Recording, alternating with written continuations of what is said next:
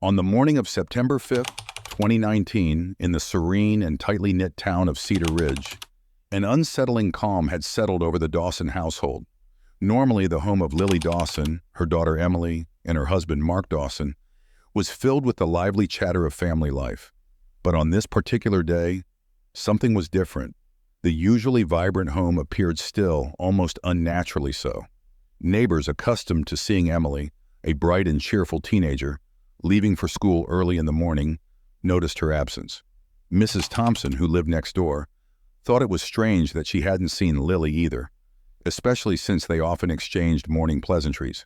By late morning, unease began to ripple through the small community. Cedar Ridge was the kind of place where everyone knew everyone else's business, and any deviation from the norm was quickly noticed.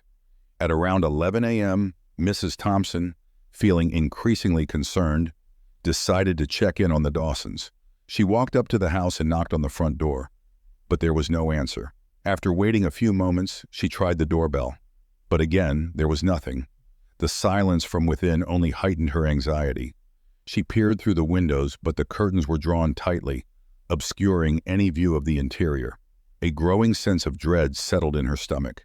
Unable to shake the feeling that something was terribly wrong, Mrs. Thompson contacted the local police. Cedar Ridge's police force was small, but they were known for their promptness and thoroughness. Within 15 minutes, officers Brian Carter and Jessica Moore arrived at the scene. They too attempted to make contact with the occupants, but were met with the same eerie silence. The decision was made to force entry. What the officers found inside the Dawson home would haunt them for years to come. The moment they stepped into the house, they were struck by a stifling atmosphere. There was a tension in the air, a feeling that something unspeakable had taken place.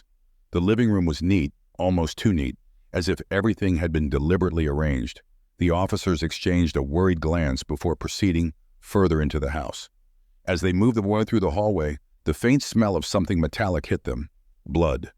It was then that Officer Carter noticed a faint trail of blood on the floor, leading towards the stairs. With each step they took, the dread in the pit of their stomachs grew. They followed the trail up the stairs towards the master bedroom. The door to the bedroom was slightly ajar. With a sense of foreboding, Officer Carter pushed it open. Inside, the scene was nothing short of a nightmare. On the bed lay the lifeless bodies of Emily Dawson and Mark Dawson. The sheets were soaked with blood, and the horrific sight left no doubt in the officers' minds that they were dealing with a brutal double murder. Emily's body was curled up on the bed as if she had been trying to protect herself, while Mark's body lay beside her, a gun still loosely gripped in his hand. The officers immediately secured the scene and called for backup. The once peaceful Dawson home was now a crime scene, and the investigation into what had led to this horrific event was just beginning. Detective Evelyn Carter, a seasoned investigator with over 20 years of experience, was called to the scene within the hour. As she arrived at the Dawson home, she couldn't help but feel a sense of urgency. Cedar Ridge was not accustomed to such violence, and the community would demand answers, and quickly.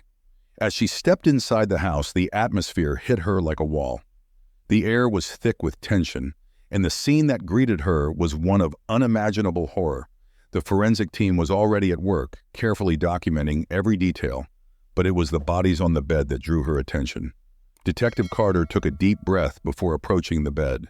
The contrast between the stillness of the bodies and the violence that had ended their lives was stark. Mark Dawson, a respected member of the community and a loving husband, or so it seemed, lay dead beside his stepdaughter Emily, who was only 17 years old. The sight of the gun in Mark's hand suggested a tragic murder-suicide, but something about the scene didn't sit right with Carter. She had seen enough crime scenes to know when something was off. As the initial examination began, several questions immediately arose. What had driven Mark to commit such a heinous act? Why had Emily, the innocent stepdaughter, been caught in this terrifying tragedy? And where was Lily Dawson, the wife and mother, who was now conspicuously absent from the scene? Detective Carter instructed her team to begin a thorough search of the house for any clues that might explain the motive behind the crime. Meanwhile, she started gathering background information on the Dawson family. From the outside, they appeared to be the picture-perfect family. Mark Dawson was a successful businessman known for his involvement in the local community. He had married Lily, A single mother 5 years ago, and by all accounts, he had taken on the role of Emily's stepfather with enthusiasm. Emily was a bright student with a promising future. She was active in her school's extracurricular activities and well-liked by her peers. There had never been any signs of trouble at home, at least none that anyone in Cedar Ridge had noticed. The family seemed happy, close-knit, and supportive, everything a family should be. But as Detective Carter knew all too well, appearances could be deceiving. As the investigation deepened, the team began to uncover disturbing details that hinted at a much darker reality behind the Dawson family's facade. There were no signs of forced entry, no indication of a struggle, just two lives brutally ended in the most intimate of spaces. The question that loomed large was why. One of the first leads came from Emily's phone, which was found in her room. The last message sent from her phone was to a close friend, just hours before her death. In it, she expressed fear and confusion about something she couldn't fully explain. But there was a mention of Mark that caught the detective's attention. The message read, "I don't know what to do. Mark has been acting so strange lately. I feel like I'm in danger." This chilling revelation shifted the investigation's focus. What had been going on in the Dawson household that no one knew about? And what role did Mark's increasingly erratic behavior play in the tragic events that unfolded? As the investigation into the Dawson family continued, Detective Carter found herself piecing together a puzzle that was far more complex than she had initially anticipated. The phone records from Emily's last days hinted at a deepening rift between her and Mark, a rift that had gone unnoticed by everyone around them. Emily's friends, who were interviewed by the detectives, painted a picture of a girl who had become increasingly withdrawn in the weeks leading up to her death. They spoke of how Emily had once been outgoing and full of life, but had lately seemed preoccupied, distant, and even scared. One friend mentioned that Emily had started avoiding being alone at home, often staying late at school or going to friends' houses after class. These accounts raised alarming questions. What had changed in the Dawson household to make Emily feel this way? Was there something sinister happening behind closed doors that no one had suspected? The answers began to emerge when the forensic team retrieved deleted messages and call logs from Emily's phone. The recovered data included several messages to her mother, Lily, in which Emily expressed discomfort with Mark's increasing attention. In one message, she wrote, "Mom, I think something's wrong with Mark. He's been watching me in a way that makes me uncomfortable, and I don't know how to talk to you about it." These messages suggested that Emily had been aware of something inappropriate, but had been too frightened or unsure to confront it directly. The tension between Emily and Mark had clearly been escalating, but the real question was, how had it led to such a brutal end? As Detective Carter continued her investigation, she knew she had to reconstruct the final hours leading up to the tragedy. The forensic team had already determined that both Emily and Mark had died within minutes of each other, but the exact sequence of events was still unclear. To piece it together, Carter needed to delve into the evidence with meticulous detail. The first major clue came from the examination of the gun found in Mark's hand. Ballistics confirmed that it was the weapon used in both deaths, and the positioning of the bodies suggested a clear narrative. Mark had shot Emily first at close range and then turned the gun on himself. But why had it come to this? What had triggered such a violent and irreversible decision? The answer, Carter believed, lay in the psychological unraveling of Mark Dawson. She began by interviewing Lily, who was still in shock from the discovery of her husband and daughter's deaths. Lily described a man who had always been loving and supportive, especially when it came to Emily. But she also admitted that in recent months, Mark had become more distant, secretive, and at times unnervingly possessive. Lily's testimony, combined with the evidence of Mark's obsession, suggested that his love for Emily had taken a dark turn, one that he could no longer control. Carter theorized that Mark's increasingly erratic behavior had finally led to a confrontation, one in which Emily likely tried to resist or escape. Faced with the possibility of losing everything, Mark had made the horrific decision to end both their lives. Further evidence supporting this theory came from the examination of Mark's computer, where detectives found a series of searches and saved documents that indicated he had been planning the murders for weeks. He had researched methods, studied other cases of murder-suicide, and even drafted a letter, though it was never completed, explaining his actions. The letter was chilling, full of twisted justifications and declarations of love that revealed a mind in turmoil. One of the most telling pieces of evidence was a diary entry found in Emily's room. In it, she described an incident just a few days before her death, where Mark had cornered her in the hallway and confessed his feelings. Emily wrote about her confusion and fear, expressing her hope that her mother would understand if she ever found out. This entry provided a heartbreaking glimpse into Emily's last days, filled with a dread she couldn't fully articulate. With each new discovery, the tragedy of the Dawson family became more apparent. What had once seemed like a sudden, inexplicable act of violence was now unfolding as a premeditated, desperate attempt by Mark to hold on to something that was never his to begin with. The deeper Carter went, the more she realized how deeply the darkness had infiltrated the seemingly idyllic life of the Dawson family.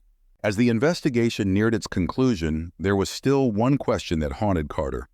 Could this tragedy have been prevented? The signs were there, albeit hidden beneath layers of denial, shame, and fear. But in the end, the story of Mark and Emily Dawson was one of a forbidden love that turned deadly, a tragic reminder of how easily lives can be shattered when dark secrets are allowed to fester. As Detective Carter dug deeper into the secrets of the Dawson family, the investigation began to uncover a series of lies and deceit that had been carefully woven over the years. The perfect image of a happy family was unraveling, and with it, the true nature of Mark Dawson's obsession was coming to light. Carter's team discovered a hidden journal belonging to Mark, stashed away in a locked drawer in his office. The journal was filled with disturbing entries that chronicled his growing infatuation with Emily. What began as seemingly harmless admiration for his stepdaughter had slowly transformed into a dark and twisted obsession. Mark had become fixated on Emily, and his journal revealed a mind that was increasingly detached from reality. In one particularly chilling entry, Mark wrote about how he believed Emily was the only person who truly understood him, that they were meant to be together. He convinced himself that his feelings were reciprocated, even though there was no evidence to support this delusion. His writing became more erratic and disjointed as time went on, reflecting his deteriorating mental state. The journal also detailed the lengths to which Mark had gone to hide his obsession. He had installed hidden cameras in the house, specifically in areas where Emily spent most of her time. These cameras allowed him to monitor her every move, feeding his unhealthy fixation. The discovery of this surveillance equipment shocked the investigation team and added a new layer of horror to the case. Emily had been watched in the most invasive way, her privacy violated in the very place where she should have felt safest. Meanwhile, Carter's interviews with neighbors and family friends revealed that Mark had been increasingly controlling in recent months. He had restricted Emily's social interactions, often making excuses for why she couldn't attend events or see her friends. He isolated her from the outside world, creating an environment where she had nowhere to turn. It was clear that Mark's obsession had become all-consuming, driving him to manipulate and control every aspect of Emily's life. The more Carter learned about Mark's behavior, the clearer it became that this was not a crime of passion, but rather a meticulously planned act. Mark had convinced himself that if he couldn't have Emily, no one else could. His obsession had reached a point where he saw no other option but to take her life and his own. As the pieces of the puzzle began to fall into place, the true extent of Mark's manipulation and deceit became apparent. He had not only deceived his family and friends, but he had also deceived himself, believing in a fantasy that could never be real. This self-deception ultimately led to the tragic and brutal events that unfolded in the Dawson home. While the investigation continued to focus on Mark's actions, Detective Carter knew that one crucial piece of the puzzle was still missing: Lily Dawson's role in the tragedy. As the mother of Emily and the wife of Mark, she was at the center of the family's dynamic, and yet her perspective had remained largely unexplored. Carter scheduled a second interview with Lily, hoping to gain more insight into her relationship with both her husband and daughter. Lily was still reeling from the loss, her grief palpable as she struggled to make sense of what had happened. During the interview, she opened up about the months leading up to the murders, revealing a picture of a woman who had been caught between loyalty to her husband and concern for her daughter. Lily admitted that she had noticed changes in Mark's behavior, but had dismissed them as stress from work. He had become more withdrawn, more possessive, and at times he had displayed a temper that she had never seen before. However, Lily confessed that she had never imagined his behavior could escalate to violence. She had trusted Mark, believing that he had her and Emily's best interests at heart. As for Emily, Lily described her daughter as a bright and independent young woman who had always been close to her. But in the months before the tragedy, Emily had started to pull away. She became more secretive, and there were moments when Lily sensed that something was wrong. Emily had tried to talk to her about Mark's behavior on a few occasions, but Lily, unable to reconcile the loving husband she knew with the man Emily was describing, had downplayed her concerns. This admission weighed heavily on Lily. She had inadvertently dismissed her daughter's fears, brushing them aside as teenage angst. Now she was tormented by the thought that if she had listened more closely, if she had been more attuned to the signs, she might have been able to prevent the tragedy. The guilt was overwhelming. Lily also revealed that in the days leading up to the murders, Mark had become increasingly paranoid. He was convinced that Emily was planning to leave the house, and this idea seemed to terrify him. He had even accused Lily of not supporting him, of being too lenient with Emily. The tension in the house had become unbearable, and Lily had planned to take Emily away for a few days to give them all some space. But before she could put her plan into action, the unthinkable happened. The interview with Lily was emotionally charged, and it provided Carter with the final pieces of the puzzle. Mark's obsession had not only destroyed him, but had also torn apart the lives of those around him. Lily's dilemma, caught between her love for her husband and her duty to protect her daughter, was a tragic element in the story. It underscored the complexity of the human relationships at play, relationships that had ultimately been pushed to their breaking point. As the interview concluded, Carter could see the devastation in Lily's eyes. The weight of what had happened would stay with her for the rest of her life. The tragedy of the Dawson family was not just the loss of 2 lives, but the shattering of a woman who had lost everything she held dear. As Detective Carter and her team continued to piece together the events leading up to the murders, the focus shifted to the final hours before the tragedy struck. Through a combination of forensic evidence, witness statements, and digital footprints, a clearer picture of that fateful night began to emerge. The investigation revealed that on the evening of September 4th, just hours before the murders, tensions in the Dawson household had reached a boiling point. Mark had been increasingly agitated throughout the day, pacing the house and avoiding direct conversation with Lily and Emily. His behavior had become erratic, and he seemed to be on the edge of an emotional breakdown. According to Lily, who was interviewed once more for clarification, there had been a heated argument between Mark and Emily that evening. Emily had confronted Mark about his invasive behavior, particularly the hidden cameras she had recently discovered in her room. The confrontation had been intense, with Emily demanding answers and Mark growing increasingly defensive. Lily had tried to intervene, but Mark's anger was directed not only at Emily, but at anyone who seemed to be opposing him. Emily, frightened and desperate for a way out, had threatened to leave the house. She told Mark that she couldn't stay under the same roof with him any longer. This declaration seemed to push Mark over the edge. He accused Emily of trying to tear the family apart, and in a moment of rage, he stormed out of the house, slamming the door behind him. Emily, shaken and terrified, confided in her mother that she planned to leave for good the next morning. She begged Lily to come with her, but Lily, still processing the severity of the situation, hesitated. She promised Emily that they would talk about it in the morning, hoping that some time apart would allow Mark to calm down.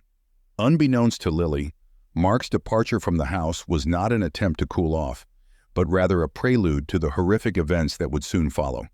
Security footage from a gas station near the Dawson home showed Mark purchasing a canister of gasoline, a detail that sent a chill down Carter's spine when she reviewed the evidence. It was clear that Mark had already made up his mind about what he was going to do next. Later that night, after Lily had gone to bed, Mark returned home. The house was quiet, with only the faint sound of Emily's music playing from her room. Mark took the gasoline canister and placed it in the garage before heading upstairs. What happened next was pieced together from the evidence left at the scene, as well as the position of the bodies. Mark entered Emily's room first. The argument they had earlier in the evening replayed in his mind, but now it was fueled by a twisted sense of betrayal and anger. Emily was lying in bed, her face turned away from the door. In a chilling display of cold calculation, Mark retrieved the gun he had hidden earlier and shot Emily while she slept.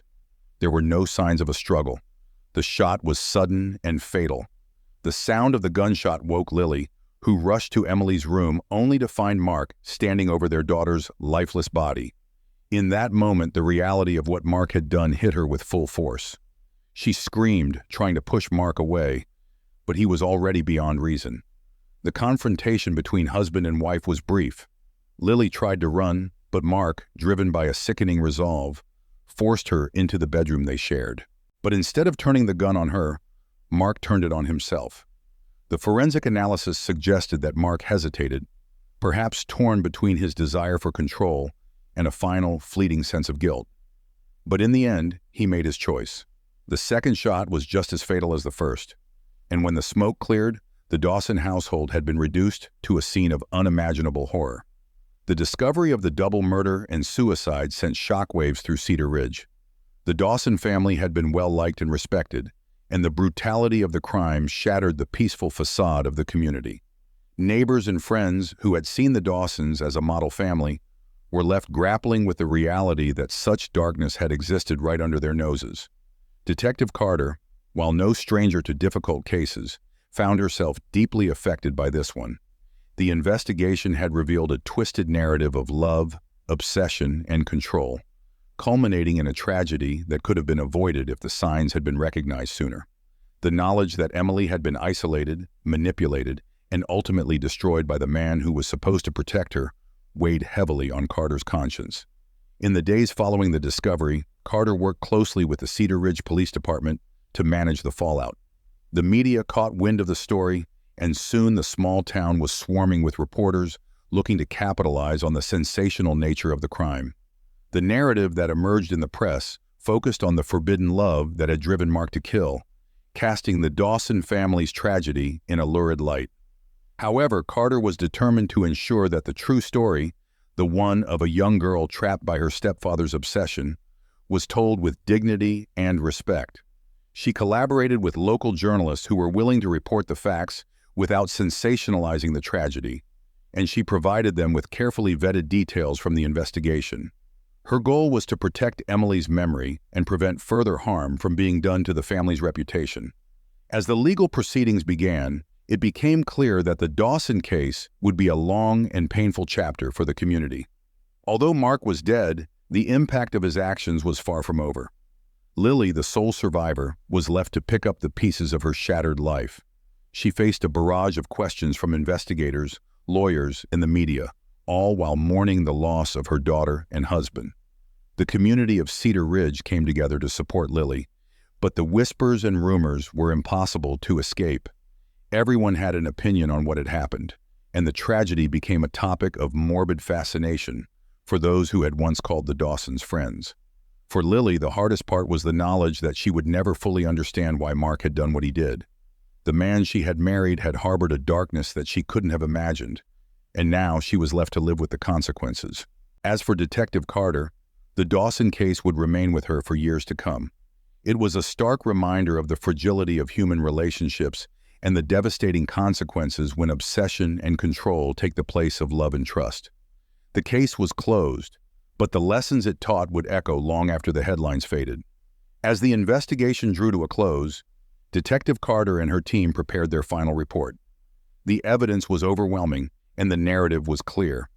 Mark Dawson's obsession with his stepdaughter had driven him to commit an unthinkable act.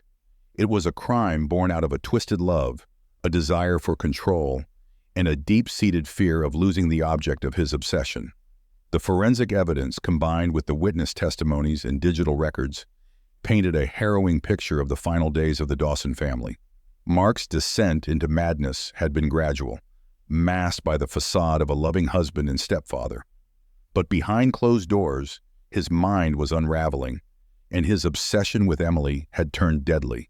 Lily Dawson, the sole survivor of this tragedy, was left to grapple with the aftermath. The community of Cedar Ridge did its best to support her, but the scars of what had happened would never fully heal. The town, once a quiet and peaceful place, was now forever marked by the horror that had unfolded within its borders. For Detective Carter, the case was one of the most challenging of her career. It was a stark reminder of how even the most seemingly perfect families can harbor dark secrets. As she reviewed the final details, Carter knew that the Dawson case would stay with her for a long time, a haunting memory of a tragedy that could have been prevented if the warning signs had been recognized sooner. The case of Mark and Emily Dawson may be closed, but the echoes of their story continue to resonate.